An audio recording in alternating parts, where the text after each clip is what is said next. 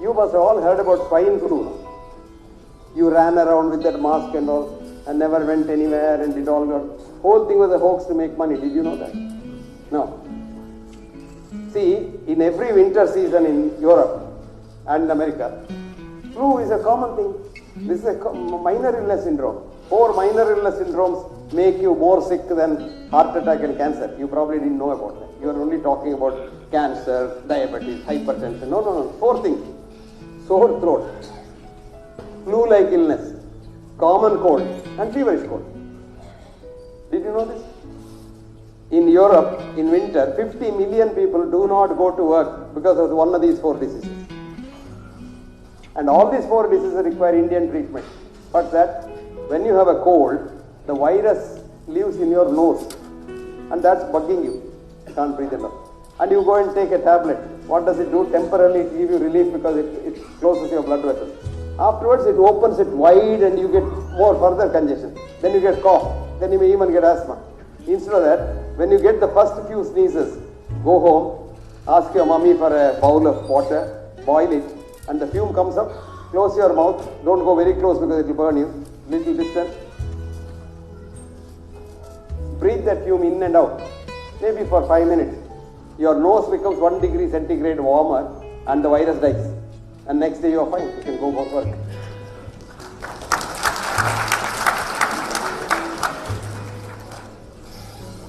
This treatment is free.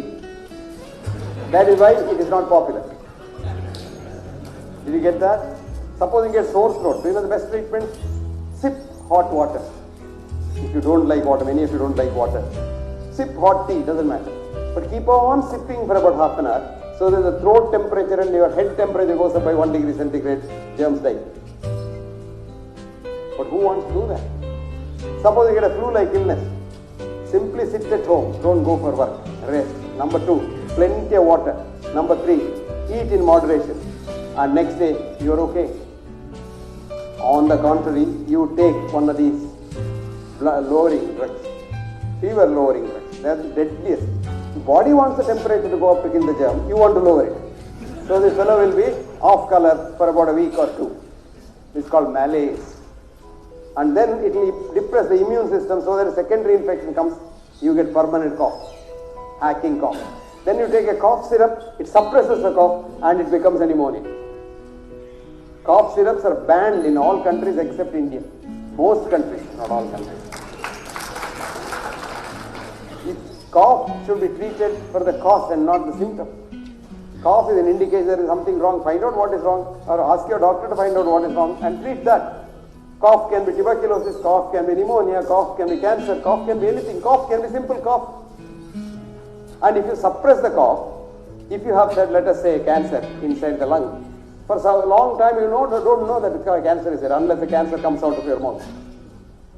So symptom treating is bad. That's why I said when you have a first symptom, what does it mean? Your immune system cannot cope with what is wrong and it has failed. So he gives you, then you go to a good doctor. I was telling you the good doctor is a family doctor because he knows all about you, etc. etc. Then we went at the tangent. Come back. Now when this doctor has seen you and advised something, follow it faithfully and have faith in him. Faith in him. That will provoke your immune system and cure it. I was telling about a study which was done in Oxford, Cambridge, Hamburg and Munich and published in 2012 in one of the most prestigious journals called Science Translational Medicine, STM. This study showed severe pain, irrespective of what the cause of the pain is. They were running a drip of morphine into the patient and doing his fMRI, functional MRI to see what the brain does, and told the patient, this is not morphine. This is a new vitamin we have found out for your pain. So you will not get pain relief, but you will get relief of your disease.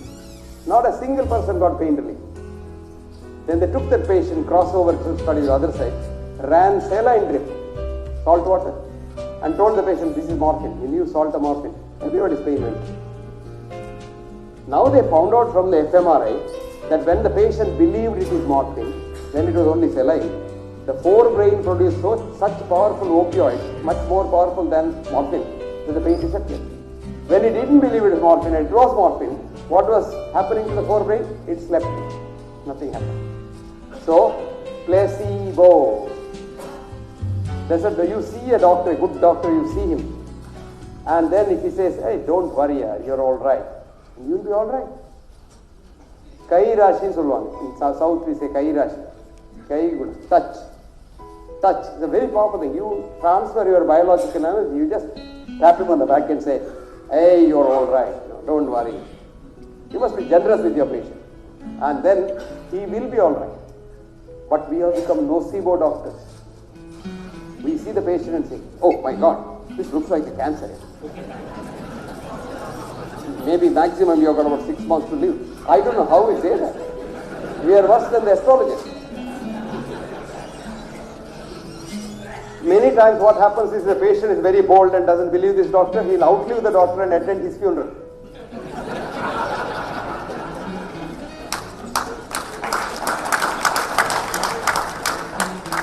Scientifically, a quantum physicist who teaches physics in Strathclyde University in Glasgow, William Firth, has written a beautiful article in the British Medical Journal, Chaos, Doctors Predicting the Unpredictable Future of Patients. Please read this, you will understand it because he wrote it in the Christmas issue.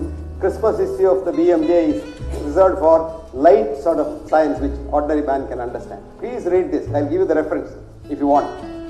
W.J. Firth. You go to the Google and say Firth W.J.